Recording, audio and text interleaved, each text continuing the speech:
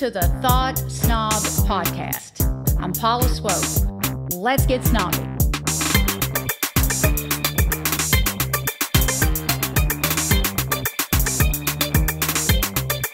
Welcome to another episode of the Thought SNOB Podcast. I'm your host, Paula Swope, and I'm here with my husband, Will, who produces the podcast.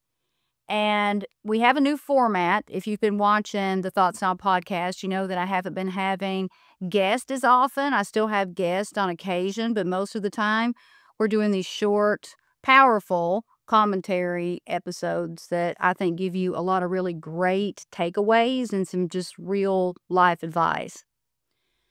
But the difficult piece of this for me is Will gives me a topic and I don't really know what it is. And I just talk about it off the top of my head.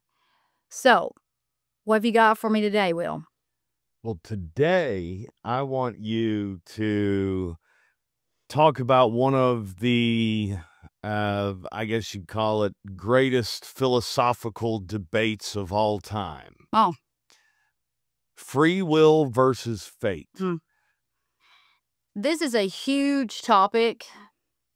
And it's one that I've thought about a lot because I used to be one of those people that said, well, it's, you know, it's your fate. It's our fate. It's their fate. That was their fate. Stars were aligned, you know, blah, blah, blah. But no. If you sit back and you take a look at people throughout history,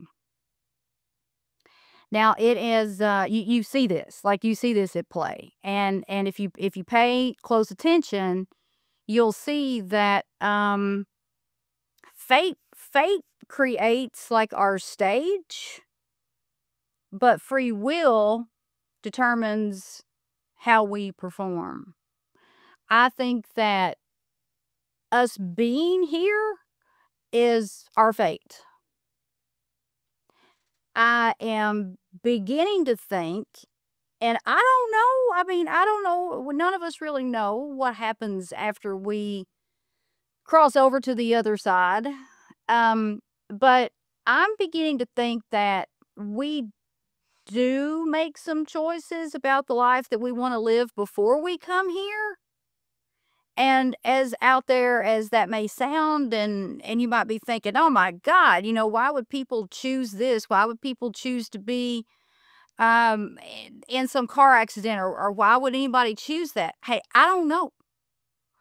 But there's got to be an explanation as to why things happen the way they do. And that is just the intriguing part of people watching.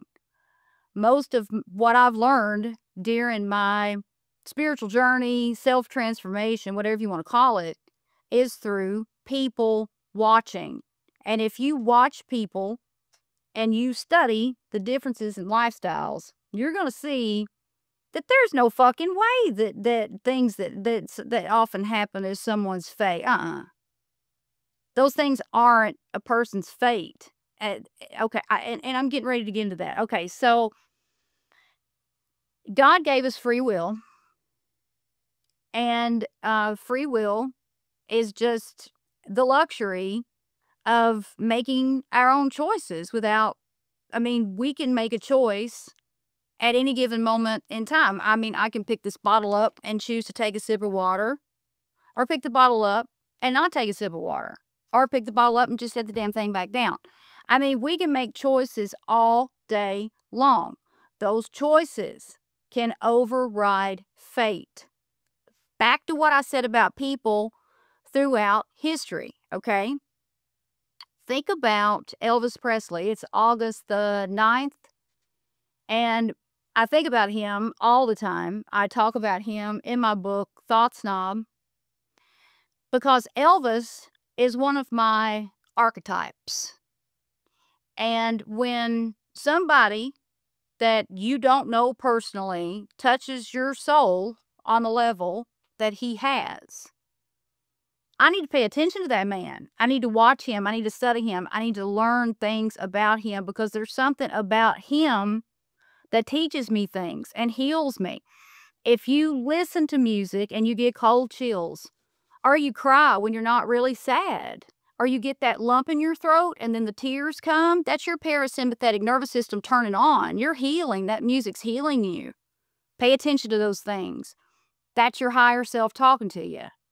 So I've always paid really close attention to Elvis Presley. Why was I 3 years old with his posters on my wall? I was listening to the Moody Blue album that was dropped in 1977. The songs on that album are not something that's going to appeal to a 3-year-old, but they did to me. And so there's something to that. So Elvis is a really, really good example. And I think about him a lot, but especially in August and January, because he died on August the 16th of 1977. It is free will that killed Elvis. It was absolute free will. He was a godsend. He was meant to do what he did, but he blew it. He blew it. And his death, his very untimely death, was the outcome of so many bad choices. And as much as he believed in God, he did not use his free will to his advantage. He used it to his disadvantage. And he died at 42 years old in a disgraceful way. And it's unfortunate that people want to focus on that versus everything that he did. But that's what happens when human beings abuse their free will, or even worse, if they're not aware that they have it. Here's somebody else. And I think about this person a lot too. Amy Winehouse. You think that was her fate? Dying like she did? Hell no. Her fate was to create and share her unbelievable talent with the world. That was her fate. But free will? Free will came in, and she made a string of decisions, just like Elvis, that took her out. Whitney Houston is another example. I get so fucking pissed off at Whitney Houston that I can't stand it.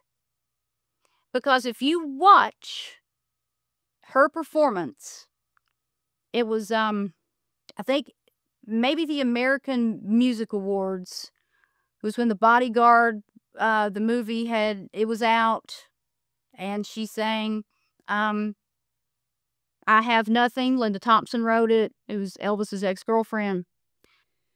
She sang that, and oh my God, incredible.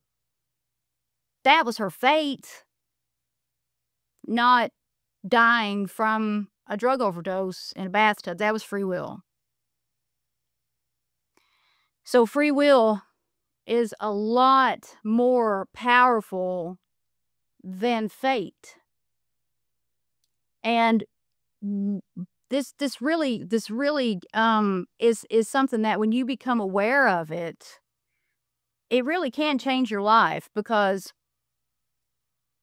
if you take a look at people, and I have been eaten alive by saying this on social media throughout the years, but either people are jumping to conclusions about what I'm saying, or they're putting words in my mouth, or maybe I just flat out did not articulate my thoughts effectively. Whatever the case was, I'm going to do my best to make myself abundantly clear here. There are rich people and there are poor people. There are the haves and the have-nots. Okay? All human, all from the same source. I don't think anybody can deny that.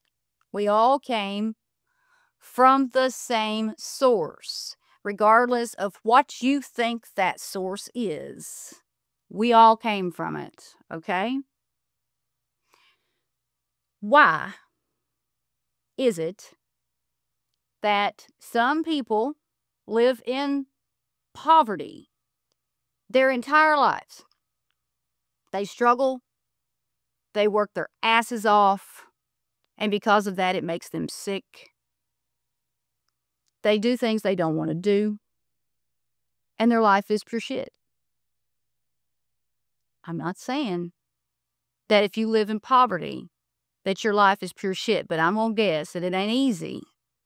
Because although I was never directly raised in poverty, I was raised by two people who were raised in deep poverty. Therefore, I saw it. They handed down their mindsets to me. And I do know what it's like to be poor. It sucks. And it's not about vanity or material things. It's about not having enough of anything. And that sucks. And when you don't have money, you worry. You can't pay your fucking bills. Money is a wonderful, wonderful thing. Okay? As long as you don't allow it to define you, rule you, or give you the big head. So that said, there are poor people, there are rich people. These rich people over here. Some of them may not even work. It's just handed to them. Or maybe they work just as much as the person in poverty, but they make 10 times as much money. You got these people over here who just kind of go through life just like effortless. Things just don't really, bad things don't happen to them. They appear to be lucky. They don't get sick all that often. They take these fabulous vacations and you see them and it's like they look great. You can tell they feel great. Then you've got these people over here that they absolutely cannot get a fucking break. Why is that? It's choices. So we can be fated to be born into a certain family. I mean, you don't have control over that. No. But it's what you do with your circumstances and the choices you make that define who you are. Is that kind of what you're going for? Yes. So if you take a look at Paris Hilton, and I'm just using Paris Hilton as an example, whether you like her or you don't, I'm just using her as an example. Let's take Paris Hilton here. Okay, she's over here on this side. Now let's go over here on this side, and let's take somebody who lives in poverty. Paris Hilton was raised a whole lot different than this person over here. Therefore, Paris Hilton is going to expect to not only have what she needs, but to have more than what she needs. She can't even imagine what it would be like to have to worry about paying for groceries or paying her electric bill or anything of the sort. It wouldn't even cross her mind that she wouldn't do what she wanted to do. Okay? She expects that. That's her norm. That's her frequency. She's vibing. She's vibing up here at a level of abundance, and therefore her decisions are coming. Her free will is coming from that belief system. But then you've got this person over here who it's embedded into their mind that there's nothing better out there for them, so they're going to make decisions that are way less empowering and that are vibing way lower than Paris Hilton. She's vibing up here. Paris Hilton's vibing with abundance. Paris Hilton's vibing with getting in touch with joy and good health. This person down here is vibing in fear, vibing in hell. They're pissed off. They're tired. They don't feel good. They're done. You know, they don't understand it. So they make one disempowering decision after another, and they completely turn their back on taking care of themselves. Take a look at the chronic disease rate in a state like Kentucky, where poverty is rampant. Then won't you take a look at the chronic disease rate in Calabasas? Look at the mortality rate. I'm not saying that the people over here are right and these people over here are wrong. I'm saying that people can use their free will to their advantage or their disadvantage. Just go back to Elvis. Elvis was raised in cruel poverty. Cruel. He came out of it against all odds. Like, he came out of it. Like, he didn't even look like the normal average human being. Dig into his story. Now, that's when he used his free will to his advantage. He used his free will to activate that undeniable talent that he had. I mean, that's what Elvis was put here for. So, free will absolutely override fate. And history. Well, and I got to say this too before I forget, okay? If you take a look at someone who was born, you know, as they say, with a silver spoon in their mouth, then why do they possibly end up living under a bridge at some point? That's like almost the point I was getting ready to make. You know, history is full of examples of stories like Elvis's. I mean, our hometown hero here in Louisville, Muhammad Ali, was not born with a silver spoon in his hand. No, not at all. The Vanderbilts, on the other hand, had everything. Right. Where are they now? Right. So the exact opposite can be true while still following this pattern that you're talking about, right? Yeah. You are fated into certain circumstances, but it's the decisions you make that determine where you ultimately end up. Yes. I do want to point this out to anybody who's listening who's a fan of Paula's. If you ever get the opportunity to meet her, and if you use your God-given free will to talk shit about Elvis, you do so at your own peril. I just wanted to make that clear.